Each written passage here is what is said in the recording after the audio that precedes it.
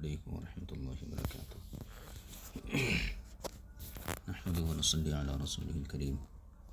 جامعہ انواری حیدرآباد باب العلم انواری educational society کی جانب سے تفسیرات احمدیہ کے درس کا سلسلہ جاری ہے۔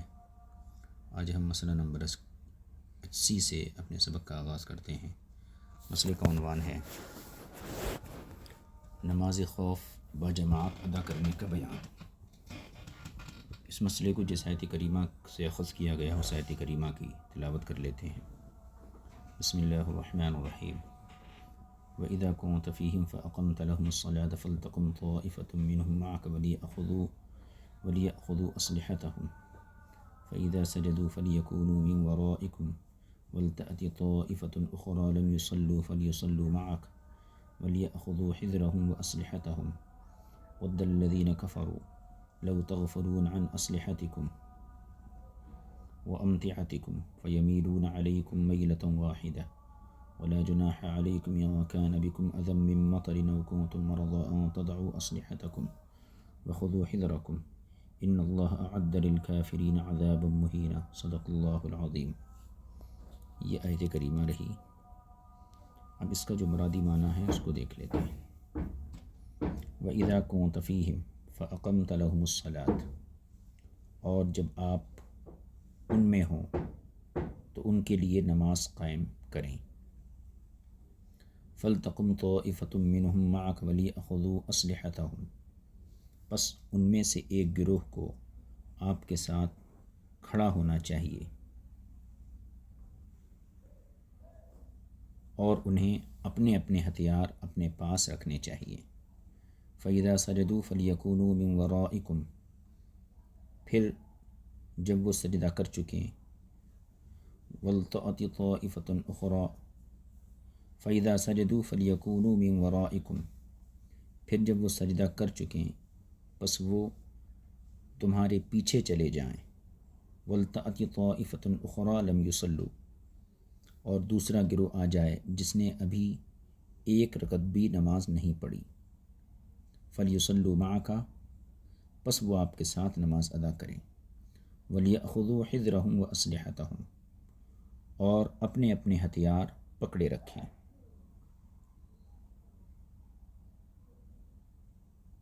اور اپنا بچاؤ کیے رہیں۔ وَدَّ الَّذِينَ كَفَرُوا، کافروں کی خواہش ہے، لَوْ تَغْفِلُونَ عَنْ أَسْلِحَتِكُمْ، کہ کاش تم اپنے اسلحہ وَأَمْتِعَتِكُمْ، اور سامان سے غافل ہو جاؤ۔ فَيَمِيلُونَ عَلَيْكُمْ مَيْلَةً وَاحِدَةً، پھر وہ تم پر یکبارگی حملہ کر دیں۔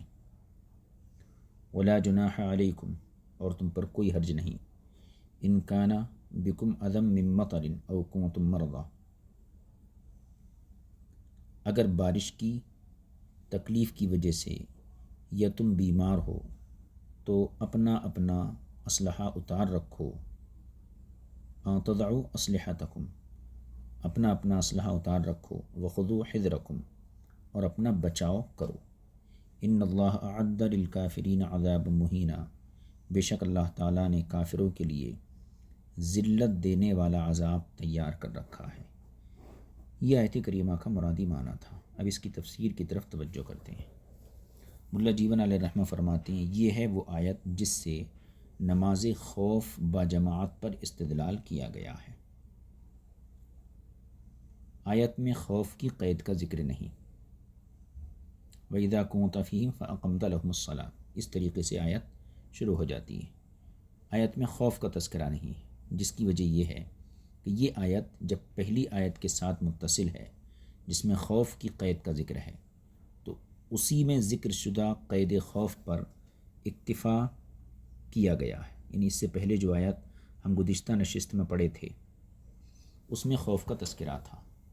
وَإِذَا ضَرَبْتُمْ فِي الْأَرْضِ فَلَيْسَ عَلَيْكُمْ جُنَاحٌ أَن تَقْصُرُوا مِنَ الصَّلَاةِ إِنْ خِفْتُمْ، تو یہاں چونکہ اس سے پہلی آیت میں خوف کا تذکرہ تھا لہذا یہاں اسی کے ذکر پر اکتفا کیا گیا، دوسری بار خوف کی قید کو ذکر نہیں کیا گیا۔ لہٰذا آیت کریمہ کا معنی یہ ہوگا، اے محمد صلی اللہ علیہ وسلم، جب آپ خوف کے وقت اپنے صحابہ میں تشریف فرما ہوں پھر آپ ان کے ساتھ نماز باجماعت ادا کرنے کا ارادہ کریں تو ان کے آپ 2 گروہ بنا لیں، یعنی صحابہ کی 2 گروہ، 2 جماعتیں بنا لیں۔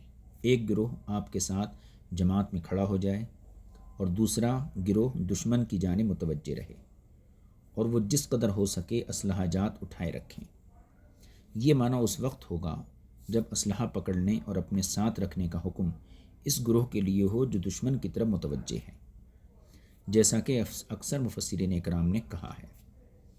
اور اگر اس خطاب سے مراد وہ گروہ ہے جو نماز باجماعت ادا کر رہا ہے حضور کے ساتھ، تو پھر معنی یہ ہوگا کہ یہ لوگ اس قدر اسلحہ لیے ہوئے نماز ادا کریں جو ان کی نماز میں خلل نہ ڈالتا ہو، مثلا تلوار ہے یا خنجر وغیرہ ہے، تو ان کو ڈال کر نماز پڑھنے سے کوئی جو ہے خلل واقع نہیں ہوتا ہے۔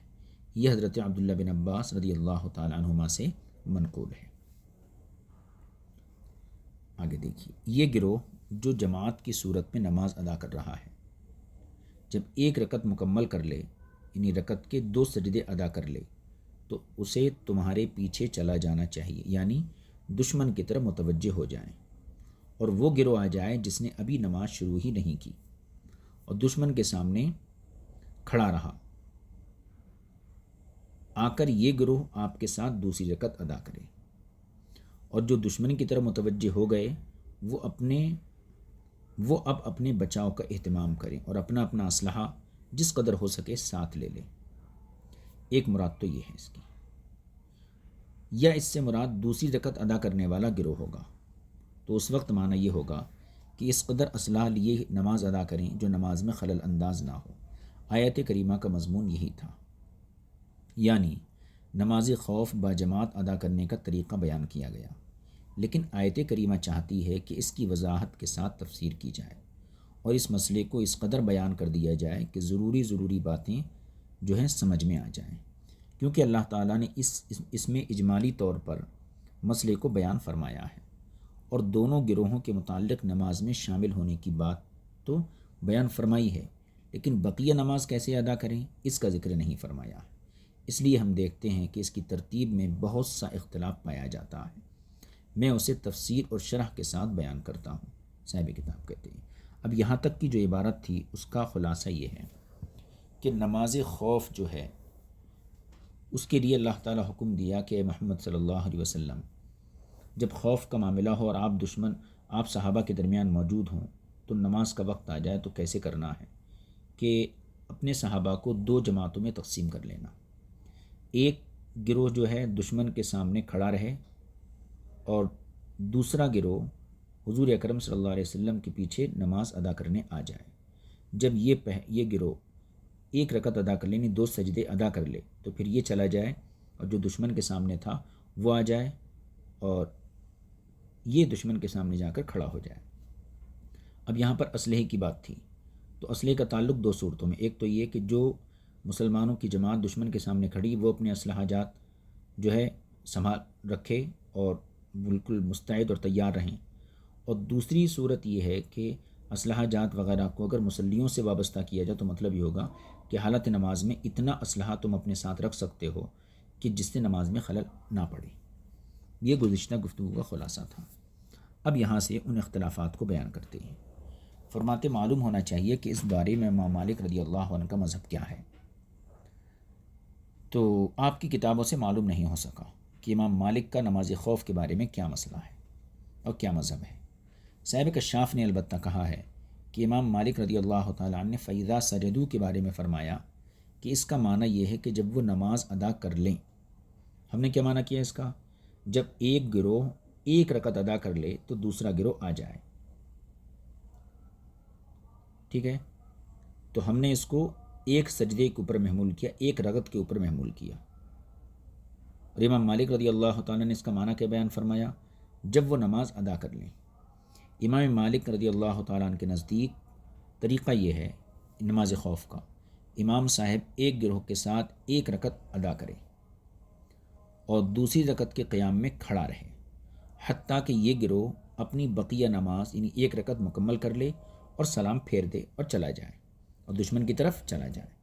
پھر دوسرے گروہ کو امام صاحب دوسری رکعت پڑھائیں اور خود بیٹھے رہیں، یہ گروہ کھڑے ہو کر دوسری رکعت ادا کر کے بیٹھ جائے، پھر مل کر سلام پھیریں اور نماز مکمل کر لیں۔ ایک روایت کے مطابق، یہ تو امام مالک کا مذہب تھا جو صاحب کشاف نے ذکر کیا، ایک روایت کے مطابق امام شافعی رضی اللہ تعالیٰ عنہ کا بھی یہی مذہب ہے۔ اسے قاضی بیضاوی نے لکھا، اور آیت کا ظاہر اس پر دلالت کرتا ہے کہ امام 2 مرتبہ نماز پڑھیں، امام 2 مرتبہ نماز پڑھیں، ہر ایک گروہ کو مکمل نماز پڑھائیں، جیسا کہ بطن نخلا میں رسول پاک صلی اللہ علیہ وسلم نے کیا تھا۔ اور اگر امام چاہتا ہے کہ ہر ایک گروہ کو 1 رکعت پڑھائے، اگر نماز 2 رکعت والی ہو، اس کی کیفیت تو یہ ہوگی کہ امام پہلے گروہ کو 1 رکعت پڑھائے اور کھڑے کھڑے انتظار کرتا رہے حتیٰ کہ یہ لوگ اپنی نماز الگ الگ مکمل کریں، پھر دشمن کی طرف متوجہ ہو جائیں، پھر دوسرا گروہ آ جائے تاکہ ان کے ساتھ مل کر امام دوسری رکعت ادا کرے۔ امام صاحب بیٹھے انتظار کرتے رہیں حتیٰ کہ دوسرا گروہ اپنی نماز مکمل کر لے، اور پھر یہ امام صاحب کے ساتھ سلام پھیریں، جیسا کہ حضور اکرم صلی اللہ علیہ وسلم نے ذات الرقاء میں کیا تھا۔ ھذا لفظہ، یہ بیضاوی کا کلام تھا۔ امام زاہد رضی اللہ تعالیٰ عنہ نے بھی تصریح کی ہے کہ امام مالک اور امام شافعی رضی اللہ تعالیٰ عنہما کا مذہب ایک جیسا ہے۔ اب ہمارے نزدیک، ہم احناف کے نزدیک صلاۃ الخوف کا طریقہ کیا ہے؟ صاحب کتاب یہاں اس کو ذکر کر رہے ہیں، فرماتے ہیں کہ طریقہ یہ ہے کہ امام پہلے گروہ کو 1 رکعت پڑھائیں، پھر یہ گروہ چلا جائے اور جا کر دشمن کے سامنے کھڑا ہو جائے۔ اب دوسرا گروہ آ جائے اور امام اس کو دوسری رکعت پڑھائے، پھر امام اکیلا سلام پھیر دے کیونکہ اس کی نماز مکمل ہو چکی ہے۔ اب پہلا گروہ آ کر اپنی ایک رکعت ادا کرے جو اس کی رہ گئی تھی، اور اس رکعت میں وہ قرات نہیں کریں گے کیونکہ فقہا کی اصطلاح میں انہیں لاحق کہا جاتا ہے، اور لاحق کے متعلق مسئلہ یہ ہے کہ وہ قرات کو ترک کرتا ہے۔ یہ گروہ دوسری رکعت بطریقہ مذکورہ مکمل کر کے سلام پھیر کر دشمن کے سامنے چلا جائے گا، پھر دوسرا گروہ اپنی جگہ آ جائے اور دوسری رکعت اکیلے ادا کریں، اور اس رکعت میں قرات بھی کریں گے اور سلام بھی پھیریں گے، کیونکہ یہ گروہ مسبوق کے حکم میں ہے، اور مسبوق کو بقیہ نماز کی ادائیگی میں قرات کرنا پڑتی ہے۔ امام اعظم ابو حنیفہ رضی اللہ تعالیٰ عنہ کی کتابوں میں یہی طریقہ مذکور ہے، اور اصح بھی یہی طریقہ ہے۔ اب یہ طریقہ جو اوپر ذکر کیا گیا، اس کو امام نسائی نے حضرت ابن عمر رضی اللہ تعالیٰ عنہ سے روایت کیا ہے۔ آپ فرماتے ہیں کہ حضور اکرم صلی اللہ علیہ وسلم نے صلاۃ الخوف اس طرح پڑھائی، کیسے؟ فکبرا فصلی خلفہ طائفۃ منا وطائفۃ مواجہۃ العدو۔ حضور ہمیں نماز خوف پڑھایا، حضور کے پیچھے ہم میں سے ایک جماعت تھی اور ایک جماعت دشمن کی طرف متوجہ تھی۔ فرکع بہم رسول اللہ صلی اللہ علیہ وسلم رکعۃ وسجد سجدتین۔ تو حضور اکرم صلی اللہ علیہ وسلم نے ایک گروہ کو 1 رکعت پڑھائی، یعنی 2 سجدے تک نماز ادا پڑھائی۔ ثم انصرفوا، پھر یہ گروہ چلا گیا۔ ولم یسلموا، اور انہوں نے بھی سلام نہیں پھیرا۔ وقبلوا علی العدو، اور یہ دشمن کی طرف متوجہ ہو گئے۔ فصفوا مکانہم، اور انہوں نے جو ہے اپنی صفیں ترتیب دے لی۔ وجاءت الطائفۃ الاخری، اور پھر دوسرا گروہ آیا۔ فصفوا خلف رسول اللہ صلی اللہ علیہ وسلم، انہوں نے حضور کے پیچھے صفیں باندھ لیں۔ فصلی بہم، تو حضور نے ان کو 1 رکعت وسجد سجدتین، 1 رکعت نماز کس طریقے سے 2 سجدوں کے ساتھ پڑھائی۔ ثم سلم رسول اللہ صلی اللہ علیہ وسلم، پھر رسول پاک صلی اللہ علیہ وسلم نے سلام پھیر دیا۔ وقد تم رکعتین و4 سجدتان، اور 2 رکعتیں مکمل کیں اور 4 سجدوں کے ساتھ۔ ثم قامت الطائفہ، پھر وہ گروہ کھڑا ہوا جو بعد میں آیا تھا۔ فصلی کل انسان منہم لنفسی رکعۃ وسجد سجدتین، تو پھر ان میں سے ہر شخص نے 1 رکعت 2 سجدوں کے ساتھ ادا کی۔ یہ طریقہ ابن عمر کی روایت سے امام نسائی نے اس کو بیان کیا، اور یہی امام اعظم کا مذہب ہے۔ قاضی بیضاوی علیہ الرحمہ نے بعض نسخوں میں امام ابو حنیفہ رضی اللہ تعالیٰ عنہ کا اس بارے میں جو مذہب نقل کیا ہے کہ جب امام سلام پھیر دے تو اکیلا سلام پھیرے، تو دوسرا گروہ یعنی جو دوسری رکعت ادا کرنے آیا تھا اور ادا کر چکا، اپنی بقیہ نماز 1 رکعت قرات کے ساتھ ادا کرے۔ اب نماز مکمل کر لینے کے بعد یہ گروہ دشمن کے مقابل چلا جائے اور پہلا گروہ آ جائے اور اپنی نماز قرات کے بغیر مکمل کرے۔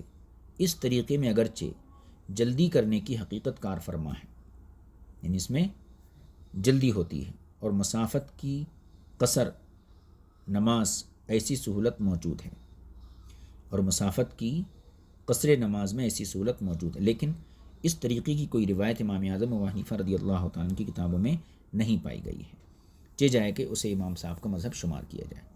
تو قاضی بیضاوی نے امام اعظم سے جو مذہب نقل کیا ہے، ملا جیون علیہ رحمہ کے نزدیک وہ مذہب جو ہے امام اعظم سے ثابت نہیں ہے،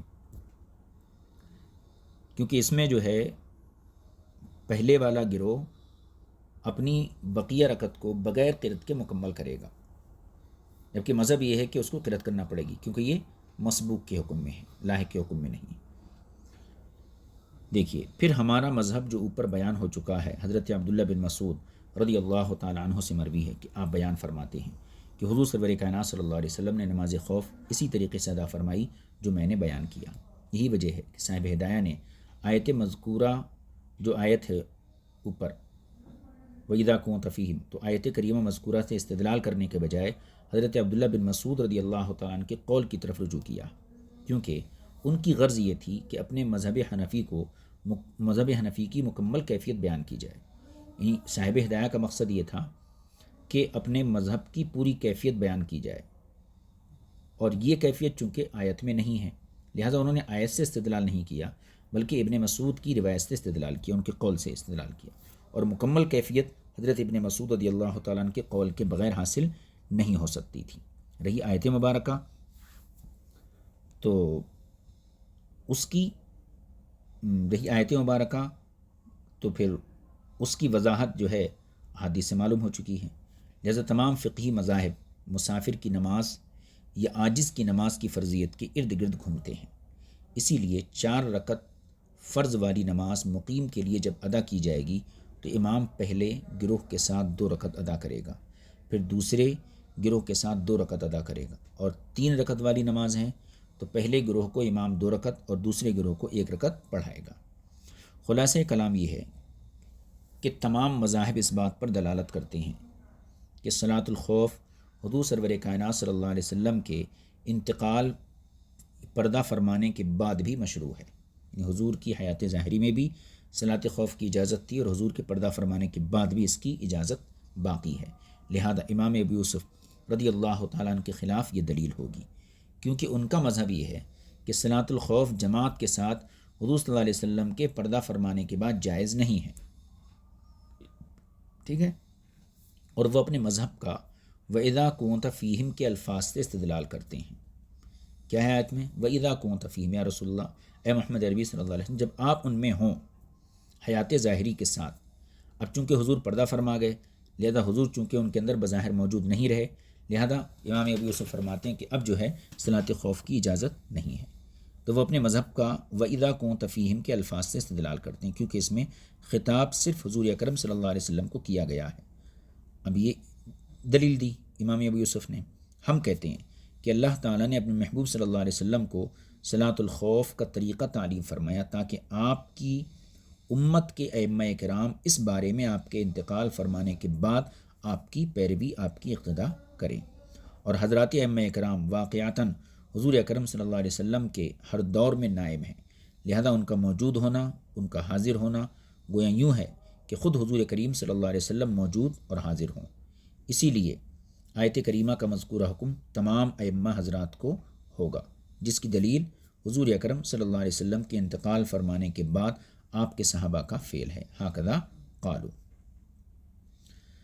آگے فرماتے ہیں صلاۃ الخوف کے بارے میں بطریقہ اختصار عرض ہے کہ امام ابو یوسف اور امام حسن بن زیاد رحمۃ اللہ علیہ جو امام اعظم ابو حنیفہ کے اصحاب میں سے ہیں، وہ فرماتی ہیں دونوں حضرات کہ نماز خوف حضور صلی اللہ علیہ وسلم کے ساتھ خاص تھی، آپ کے انتقال یعنی پردہ فرمانے کے بعد کسی دوسرے کے لیے اس طرح کی نماز ادا کرنا جائز نہیں ہے۔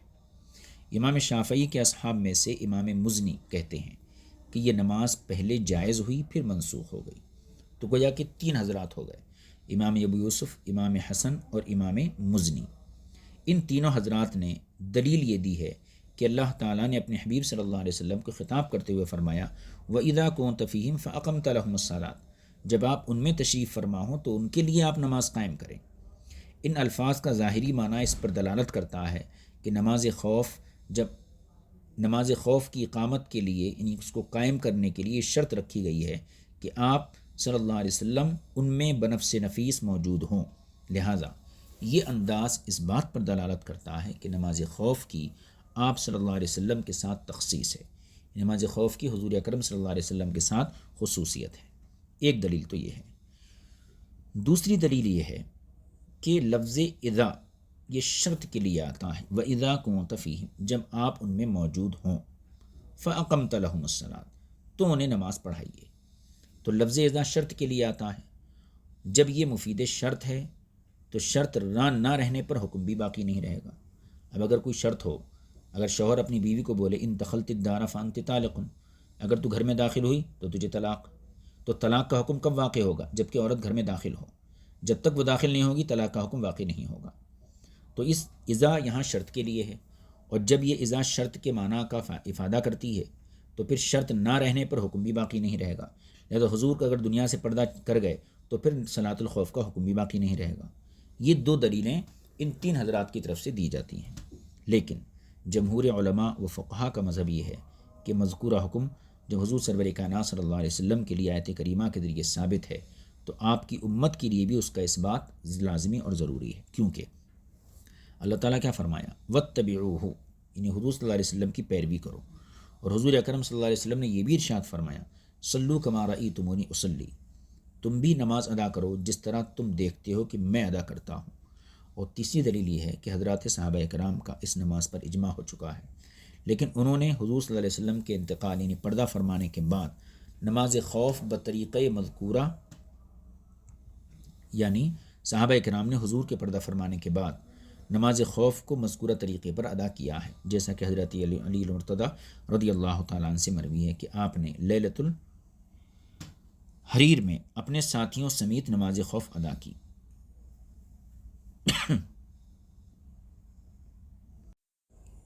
یہ واقعہ حرہ مراد ہونا چاہیے، خارجیوں سے جب آپ نے جنگ کی تھی۔ تو حضرت علی نے حضور کے پردہ فرمانے کے بعد اپنے ساتھیوں کے ساتھ لیلۃ الخوف ادا کی۔ اسی طرح حضرت ابو موسیٰ اشعری رضی اللہ تعالیٰ عنہ نے نماز خوف اپنے ساتھیوں سمیت ادا کی، یہ بھی مروی ہے۔ حضرت سعید بن عاص رضی اللہ عنہ نے جب تبرستان میں نماز خوف ادا کرنے کی تیاری کی تو آپ نے حاضرین سے پوچھا، تم میں کون ہے جو حضور اکرم صلی اللہ علیہ وسلم کے ساتھ نماز خوف ادا کرنے میں شریک ہوا تھا؟ یہ سن کر حضرت حذیفہ بن یمان رضی اللہ تعالیٰ عنہ کھڑے ہوئے، انہوں نے حضور اکرم صلی اللہ علیہ وسلم کی نماز خوف ادا فرمانے کی کیفیت بیان کی۔ اس پر سعید بن عاص رضی اللہ تعالیٰ عنہ نے اس طرح حاضرین کو نماز پڑھائی جیسا کہ حذیفہ بن یمان نے بتایا۔ اب یہ حضرات حضرت علی ہیں، حضرت موسیٰ اشعری ہیں، اور حضرت حذیفہ بن یمان ہیں، سعید بن عاص ہیں، یہ تمام حضرات صحابہ کی موجودگی میں ہوا۔ خاص طور پر حذیفہ بن یمان کے واقعے میں یعنی سعید بن عاص کے واقعے میں یہ سارا کام صحابہ کی موجودگی میں ہوا، کسی نے اس پر اعتراض نہیں کیا۔ حضرت علی اپنے ساتھیوں کو نماز پڑھائے، اس میں بھی صحابہ موجود تھے، ابو موسیٰ اشعری کے ساتھ بھی صحابہ موجود تھے، سعید بن عاص کے ساتھ بھی صحابہ موجود تھے، تو نماز خوف صحابہ کی موجودگی میں پڑھی گئی اور کسی نے اس پر اعتراض نہیں کیا، لہذا سب کا ادا کرنا یہ اجماع ہوا۔ سنن میں روایت ہے حضرت عبد الرحمن بن سمرہ رضی اللہ تعالیٰ عنہ کی معیت میں حضرات صحابہ کرام نے بابل کی لڑائی میں شرکت کی، آپ نے انہیں نماز خوف پڑھائی۔ ان روایات اور اعمال صحابہ سے معلوم ہوا کہ نماز خوف صرف حضور اکرم صلی اللہ علیہ وسلم کے ساتھ خاص نہیں تھی۔ باقی رہا لفظ اذا سے استدلال کہ اذا شرط کے لیے ہوتا ہے، جب شرط نہیں تو حکم بھی نہیں، تو اس کا جواب یہ ہے کہ شرط کا مقتضا صرف یہ ہے کہ جب یہ ثابت ہو تو حکم ثابت ہوتا ہے، یعنی جب شرط موجود ہو تو حکم ثابت ہوتا ہے، لیکن اس کے معدوم ہونے کی صورت میں حکم کا معدوم ہونا یہ قابل تسلیم نہیں۔ یہ شرط اگر معدوم ہو جائے تو پھر حکم کا معدوم ہونا یہ ضروری نہیں ہے۔ آگے دیکھیے، وَدَّ الَّذِينَ كَفَرُوا، کافر کی خواہش ہوتی ہے، یعنی قول باری تعالیٰ میں مسلمانوں کو اپنا ساز و سامان حرب لیے رکھنے پر ابھارا جا رہا ہے، خواہ وہ حالت نماز میں ہوں یا خارج نماز ہوں، یعنی اے مسلمانوں اگر تم اپنے آلات اور سامان حرب سے غافل ہو جاتے ہو تو پھر کافر یہ خواہش پوری کرنے کی کوشش کریں گے کہ تم پر یکبارگی حملہ کر دیں اور سخت دباؤ ڈالیں، لہذا سامان حرب کو اپنے سے الگ نہ کرو بلکہ اپنے ساتھ اسے لیے رہو۔ اس کے بعد اللہ تعالیٰ نے بیماری اور بارش کی صورت میں ہتھیار لیے رکھنے کے حکم میں رخصت عطا فرماتے ہوئے ارشاد فرمایا۔ بارش ہو یا بیماری ہو تو پھر ہتھیار لے کر جو ہے کھڑے رہنے کے لیے رخصت عطا فرمائی۔ فرمایا ولا جناح علیکم ان کان بکم اذی من مطر او کنتم مرضی ان تضعوا اسلحتکم، یعنی تم پر کوئی حرج نہیں اگر تمہیں کوئی تکلیف بیماری ہو بارش کی طرف سے یا پھر بیماری کی طرف سے کوئی تکلیف ہو کہ تم اپنے ہتھیار کو ڈال دو، لیکن اس کے باوجود اپنا دفاع اور اپنا بچاؤ کیے رکھنے کی تاکید فرمائی، خواہ تمہاری حالت کیسی ہی کیوں نہ ہو۔ اس بات کی رخصت نہیں دی گئی کہ بالکل ہی سب کچھ چھوڑ دو، بلکہ وخذوا حذرکم ارشاد فرمایا، جس سے معلوم ہوا کہ اپنا بچاؤ اور دفاع کیے رہنا بہرحال اپنا بچاؤ اور دفاع کیے رہنا ہر حال میں واجب ہے، تاکہ دشمن کو کوئی موقعات نہ آنے پائے کہ وہ یکبارگی تم پر حملہ کر دیں۔ حذرا سے مراد ہر ایسی چیز ہے جس کے ذریعے دشمن سے بچاؤ کیا جا سکے۔ وخذوا حذرکم، ہر وہ چیز جس کے ذریعے دشمن سے بچاؤ کیا جا سکتا ہو، مثلا زرہ وغیرہ اور اسلحہ، یہ ساری چیزیں جو ہیں دفاع کی صلاحیت رکھتی ہیں۔ اسلحہ سلاح کی جمع ہے، اور اسلحہ ان اشیاء کو کہتے ہیں جن کے ذریعے قتال کیا جائے، جنگ کی جائے۔ اسلحہ کا اٹھائے رکھنا امام شافعی رضی اللہ تعالیٰ عنہ کے نزدیک شرط ہے، اور ہم احناف کے نزدیک مستحب ہے۔ صاحب مدارک نے وَلْيَأْخُذُوا حِذْرَهُمْ وَأَسْلِحَتَهُمْ کے تحت اسی طرح ذکر کیا ہے۔ امام زاہد رحمۃ اللہ علیہ نے صلاۃ الخوف کے نزول کے متعلق پہلے یہ کہا، یعنی صلاۃ الخوف کی آیت کب نازل ہوئی تو پہلے تو یہ کہا کہ حضرت جابر بن عبداللہ رضی اللہ تعالیٰ عنہ سے مروی ہے کہ ہم نے ایک مرتبہ حضور اکرم صلی اللہ علیہ وسلم کی معیت میں حضور کے ساتھ جو ہے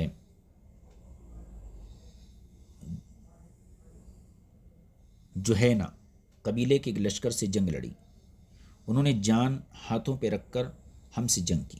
جب ہم نے ظہر کی نماز ادا کی تو مشرکین نے کہا اگر ہم ان مسلمانوں پر یکبارگی ٹوٹ پڑتے تو ہم انہیں ادھیڑ کر رکھ دیتے، یعنی قتل کر دیتے۔ ہم نے انہیں مہلت دی تاکہ یہ نماز ادا کر لیں، ایسا کر کے ہم پچھتا رہے ہیں۔ یہ جو ہے دشمنوں نے کہا، یہ سن کر ان میں سے بعض نے کہا چلو جانے دو، انہوں نے اب ایک نماز اور بھی ادا کرنا ہے، یعنی اب ظہر کے بعد عصر بھی پڑھنا ہے، جو انہیں اپنے باپ دادوں اور اولادوں سے بڑھ کر پسندیدہ، یعنی عصر کی نماز۔ پھر جب حضور سرور کائنات صلی اللہ علیہ وسلم نے نماز عصر ادا فرمانے کا ارادہ کیا تو اللہ تعالیٰ نے یہ آیت نازل فرمائی۔ یہ شان نزول حضرت جابر کے طریق سے امام زاہد نے نقل کیا۔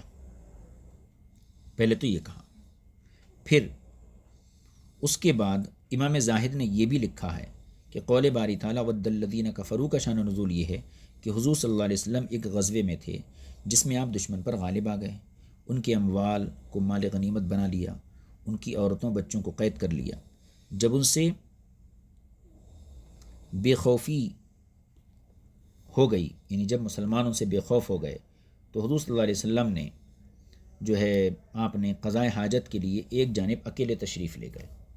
مال غنیمت پہ مسلمانوں نے قبضہ کر لیا، ان کی عورتوں کو اور بچوں کو قید کر لیا، تو گویا کہ دشمن کی طرف سے خوف ختم ہو گیا، تو حضور صلی اللہ علیہ وسلم قضائے حاجت کے لیے تنہا ایک طرف تشریف لے گئے۔ یہ دیکھ کر ایک جنگجو کافر جس کا نام تھا غورس بن حارث محاربی اس کو اطلاع دی گئی کہ حضور صلی اللہ علیہ وسلم اپنے ساتھیوں سے اس وقت الگ دور نکل چکے ہیں اور ایک جگہ قضائے حاجت کے لیے تنہا بیٹھے ہوئے ہیں۔ یہ سن کر غورس پہاڑ سے اترا اور لشکر اسلام سے پوشیدہ رہ کر ان چھپتے چھپاتے تلوار سوتتے ہوئے آپ کی طرف روانہ ہو گیا، حتیٰ کہ آپ کے سر انور پر جا کر کھڑا ہوا اور کہنے لگا یا محمد آج مجھ سے آپ کو کون بچائے گا۔ حدیث میں اس قسم کے الفاظ ہیں من یمنعک منی اليوم۔ حضور اکرم صلی اللہ علیہ وسلم نے جواب دیا اللہ تعالیٰ۔ پھر آپ نے یہ دعا کی اے اللہ غورس سے تو میری کفایت فرما جیسے تو چاہے۔ پھر جب غورس نے آپ صلی اللہ علیہ وسلم پر تلوار لہرائی تاکہ آپ پر کاری ضرب لگائے، یعنی حملہ کرے، خود ہی اوندھے منہ گر گیا اور تلوار اس کے ہاتھوں سے گر پڑی۔ تلوار حضور اکرم صلی اللہ علیہ وسلم نے پکڑ لی اور پوچھا اب تم بتاؤ کہ مجھ سے تمہیں کون بچائے گا؟ کہنے لگا کوئی بھی موجود نہیں ہے جو مجھے آپ سے بچا سکے۔ آپ صلی اللہ علیہ وسلم نے اسے فرمایا کلمہ شہادت اشہد اللہ الہ الا اللہ و انی رسول اللہ پڑھ لے، میں تیری تلوار تجھے دے دوں گا، یعنی میں تجھے تیری تلوار عطا دے دوں گا۔ کہنے لگا نہیں، لیکن اس کے بجائے یہ کہتا ہوں کہ میں آپ سے کبھی وعدہ خلافی نہیں کروں گا اور آپ کے خلاف آپ کے دشمن کی کبھی بھی مدد نہیں کروں گا جب تک میں زندہ ہوں، میرا یہ وعدہ ہے۔ آپ نے اسے اس کی تلوار واپس کر لی۔ یعنی پہلے وہ حضور پر حملہ آور ہوا، لیکن معجزانہ طور پر وہ گر گیا اور اس کی تلوار بھی گر گئی، حضور تلوار لے لی اور اس کو نیچے کر دی۔ اب اس سے پوچھا تجھے کون بچائے گا؟ وہ بولا میرے پاس تو کوئی بچاؤ کا ذریعہ نہیں ہے۔ تو حضور نے ایک پیشکش کی کہ میرا کلمہ پڑھ کے مسلمان ہو جا، میں تجھے تلوار دے دوں گا۔ تو اس نے کہا کلمہ تو نہیں پڑھتا ہوں، لیکن ایک چیز ہے کہ میں وعدہ خلافی نہیں کروں گا، آپ کے خلاف کبھی آپ کے دشمن کی مدد نہیں کروں گا، اور جب تک زندہ رہا میں اس وعدے پر قائم رہوں گا۔ آپ نے اس کی یہ بات سن کر اس کو تلوار واپس کر دی۔ اس پر وہ بولا یا محمد آپ مجھ سے کہیں بہتر ہیں۔ حضور صلی اللہ علیہ وسلم نے فرمایا ہاں میں ہی اس بات کا مستحق ہوں۔ اس کے بعد حضور صلی اللہ علیہ وسلم اپنے ساتھیوں کی طرف واپس آ گئے اور اس واقعے کی خبر دی۔ اس پر آیت اتری جس میں حکم دیا گیا کہ اپنا بچاؤ کیے رہو اور ہتھیاروں سے مسلح رہو۔ ھذا ما فی، یہ پہلا قصہ جو ہے شان نزول کا جو تھا وہ تفسیر حسینی میں مذکور ہے۔ تو امام زاہد نے یہاں 2 قصے ذکر کیے ہیں، پہلا قصہ تفسیر حسینی میں اور تفسیر زاہدی میں، یہ دونوں قسم کے قصے مذکور ہیں۔ یہ مسئلہ یہاں مکمل ہو گیا۔ مسئلہ نمبر 80 تھا۔ مسئلہ نمبر 81 بیمار کی نماز کیسی ہوتی ہے، اس کو انشاءاللہ آئندہ نشست میں پڑھنے کی کوشش کریں گے۔ صلی اللہ علیہ نبی الکریم وآلہ وصحبہ اجمعین والحمد للہ رب العالمین۔ السلام علیکم ورحمۃ اللہ وبرکاتہ۔